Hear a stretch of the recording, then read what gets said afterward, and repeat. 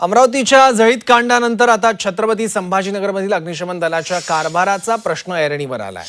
छत्रपती संभाजीनगर महानगरपालिकेच्या सर्वसाधारण सभेत अग्निशमन दलातील नियुक्त अधिकाऱ्यांच्या पात्रतेवरून भाजपचे नगरसेवक प्रमोद राठोड यांनी गंभीर प्रश्न उपस्थित केलाय।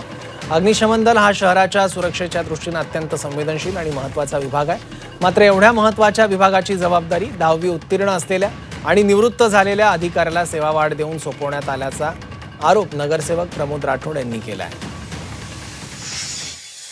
अशा ज्या घटना फायरच्या आपल्या शहरामध्ये आजूबाजूच्या शहरांमध्ये घडत आहेत, मला असं वाटतं की त्याच्या प्रमुखपदी अतिशय जबाबदार व्यक्ती त्या ठिकाणी असला पाहिजे की ज्या व्यक्तीने निर्णय अतिशय चांगले घेतले पाहिजे।